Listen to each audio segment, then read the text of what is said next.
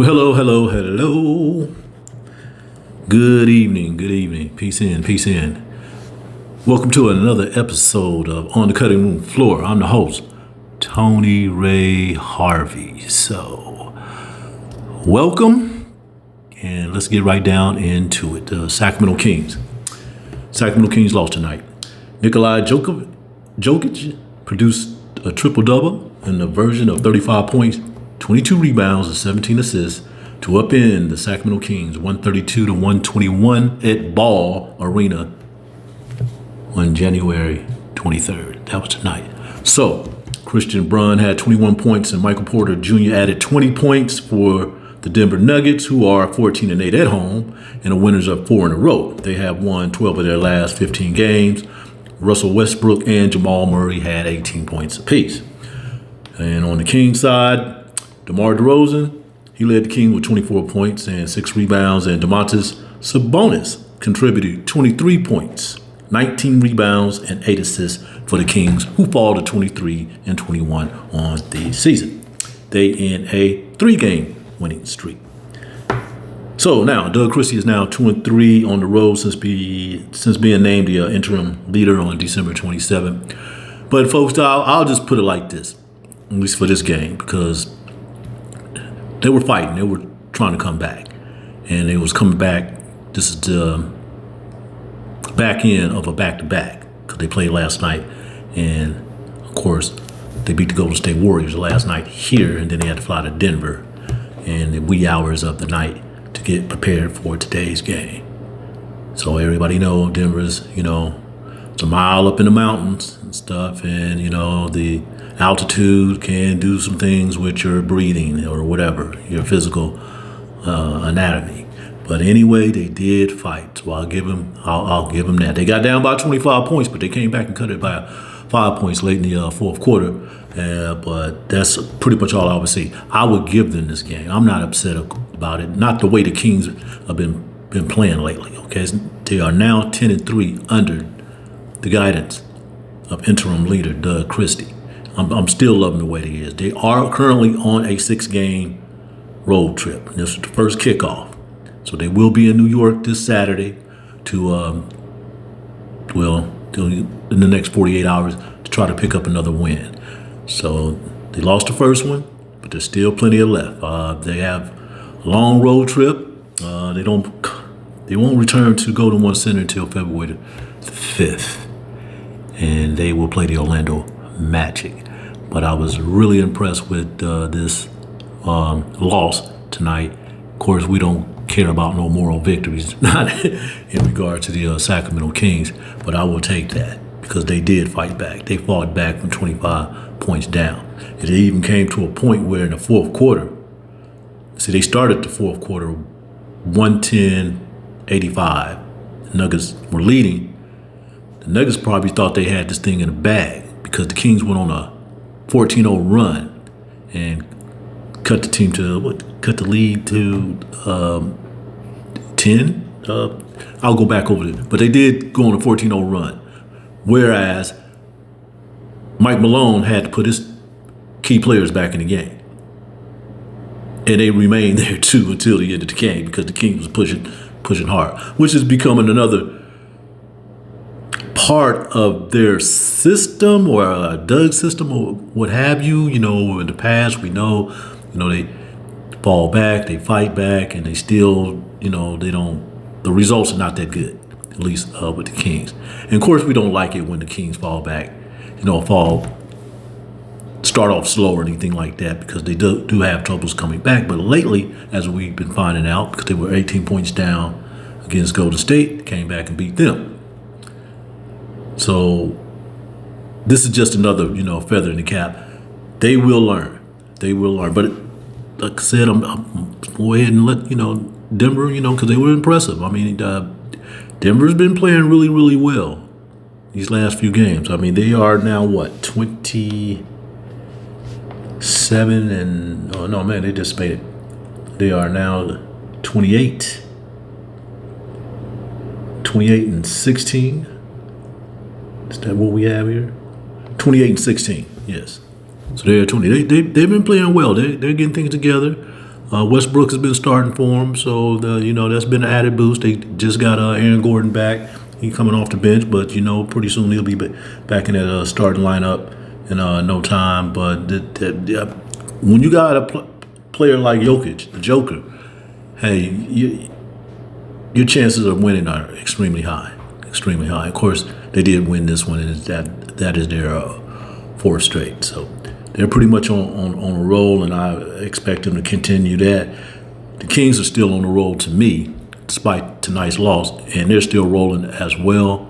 But once again, it's going to be a tough road trip, because when they do come back February 5th, then they go back on the road, then they come back home again. So these are the things that's going to be leading right up into the All-Star break, when we all know that All-Star weekend will be in San Francisco at the Chase Center, the home of the Golden State Warriors. So they'll get a little break in between, but they still have a lot of road games ahead of them. Yeah, Sacramento Kings. So really, when I look at this, let's see. The Nuggets led 74-52 at halftime, and Murray had 16 points, Westbrook had 14 points, Porter Jr. had 13 points, and Jokić had 11 points in the first half. Okay, Denver had 44 points in the paint in the first half, while the Kings only had, 20? I want to say, or 24 points in the paint. But the Nuggets did pull down 45 rebounds in the first half to the Kings 20. That's what it was. So Denver did have 44 points in the paint, while the Kings had 24 points in the paint. Nuggets, they did pull down 45 rebounds in the first half. 12 of those were offensive rebounds. Okay, as I said before, the Nuggets, they led 110-85 to end the third quarter. The Kings rallied back, cut the Nuggets lead 126-121 on a three-pointer with 48 seconds remaining in the game. That was by McDermott. But the Nuggets, they closed out the game on a 6-0 run. Yes, they did. And as far as some other key things that we want to discuss, okay, including 40 minutes of court time by De'Aaron Fox, 4 starters played 37 minutes or more. That's the King. That's the Kings. They played a lot of heavy minutes. The starters played a lot of heavy minutes last night too. The Nuggets ended the game with 70 rebounds, including 15 on the offensive end. What was impressive about the end of that third quarter, the Nuggets made 4 straight threes to end the third quarter, and they had a 110-85 margin to start the fourth quarter. So another one of the key stats here that we want to talk about, Denver had 68 points in the paint total. The Kings had 52 points in the paint total. Okay, said before, the Kings will travel to New York. They will play the Knicks on January 25th, Saturday, January 25th, and the Nuggets will face the Minnesota Timberwolves on the road on the same day. So there it is, folks. I'm not really gonna, stretch out these minutes. The Kings really been playing some really good basketball. Can't say too much about that bench, though. They still having some issues with that. If you have to play your starters that many minutes, I hope it doesn't continue like that on this road trip. But you just never know how these things turn out. The Kings were 13-18 at one point when Mike Brown was leading them. They had to fight back just to get to 500. Now, then they, rose up to 3 games over 500. Now they're back to 2 games over 500. That was a fight within itself. But they look better than they did 3 weeks ago. Almost a month ago. But, yeah, they have to still keep fighting. I do like this psychological energy that's been provided by Doug. He is really good at reaching these players and getting the best out of them at this point. The message is clear. The voice is loud and clear, and they're paying attention to that. They love it in that. And I know a lot of that is because, he played the game. He played the game.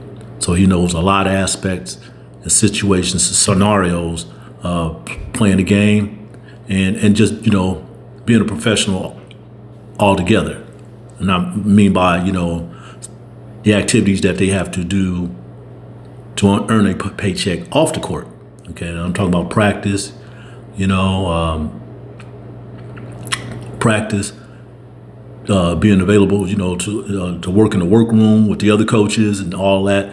All of this is coming together, and it seems like the message is clear, and it's coming from a leader who does understand the game because he played the game. So just once again, I do like the psychological energy that he has injected into this team, and it seemed like it's carrying it all the way through the organization. Well, parts of the organization. Still waiting on to hear from Monty McNair. Hopefully he'll be providing us a news conference here soon. I know it's getting close to the trade deadline. That's probably when he's going to do it. Of course, many of us locally would rather for him to do it sooner than that. But at this stage, I understand. Much respect. But we still have questions about the activities that has surrounded this team within the last 3 weeks, and hopefully we'll be able to address that, whether they make a trade or not. Hopefully we get a press conference and we get to discuss that. But everything looks good right now. So if that psychological energy is reaching into the general manager's department, Monty McNair and Wes Wilcox, everything is fine. Okay, up until this point. But yeah, there's still some holes in this team. You still need to provide Doug with some tools to make sure that he's on the trajectory to land this job, to remove that interim head coach tag. That is something that I'm definitely looking at. Also, okay, aside from that, I've started a new podcast with the Brown brothers. And I don't know if anybody Marshall Brown and Rodney Brown. They are some of the most talented, business-minded people I know here in Sacramento. They own a couple beauty shops. I would call them beauty shops. They're barbers, but they're professionals, so they teach all aspect of the beauty and healthcare area. Mainly, but they are barbers. We started a podcast, which is at this point called the Heritage Sports Talk, and it will air every Monday. And we talk about sports. We're not just going to talk about the Sacramento Kings. We're going to talk about local things that happen here in Sacramento. We're going to talk to local folks, and we're going to talk to professionals. Okay, we're going to talk to people who played the game. We're going to talk to people who've coached the game. Okay, I don't care if it's soccer moms. It's going to be a wide range of guests on the show. And the reason why I'm bringing that up, because one of the things that they're doing, actually Rodney and I are the co-hosts of the show, but we will be bringing on other barbers and beauty hairstylists on the show to talk about their products. Of course, talk about sports, but talk about their products and the industry and their business and how you can reach out to them too. So I think it's a beautiful concept. I worked with Marshall on podcasts before a few years ago, also with him and Goss Simpson, the artist, who also will be participating as well from time to time during the sports talk show. But I think it's, to me, it's soulful. It's definitely something that I need. But not only is it going to be soulful, it's definitely going to be an infusion of diversity, because that's the way we want to play it. We want to hear everybody's aspect. I don't care what race or background, religion, whatever you are. Hopefully we'll hook up with you and have you on the show and have these conversations and stuff. So just want to let you know about that. That is the Heritage Sports Talk. And right now there's a couple segments that is airing on YouTube that have been posted on YouTube. So if you can get a chance to check that out, I'll try to share it here pretty soon for the ones who are interested in looking at it. But it's something that we've been working on for over a month now. We started right before Christmas, so we're getting into that mood. We done dropped a couple segments, and it's kind of like a knockoff from In the Cut that Ashley Williams from the Good Day show, her programming. And now we're just going to blend it out, and expand a little bit further. So look out for that. Look out for that. I will be talking about that more in the future. Well, okay. Sacramento Kings will play again. The New York Knicks, Saturday, January 25th. We're definitely looking forward to that. Hopefully you can pull out that win. You know, most of the personalities around here, podcast, radio, figure that the Kings can go 3-3 on this road trip. And I'm going to say that as well. They've been playing well enough to make that mark. Okay, maybe they can go 4-2. Who knows? But 3-3, that wouldn't be far beyond the stretch of imagination. I think they can do that. In the meantime, please hit that like button. Hit that subscribe button. I'm only like 2 subscribers off of 600. I'm trying to get to 1,000 here. Hopefully by this summer, if that's possible. I'm still pushing, but if there's anybody new and you're okay with listening to a guy who like to talk about sports, especially the Sacramento Kings on this channel, and understand, the backgrounds and the workings of the franchise, practice, players, the whole nine, even the opposing team when they come to town. Because if you know, I go to both sides. The Kings side, players and coaches. The opposing team side, players and coaches. Balance everything out. That's what I call reporting. Come on out. Hit that subscribe button. I'm getting better at this. At least I think I am. If I'm not, please let me know. Let me know how I can improve, on this product, with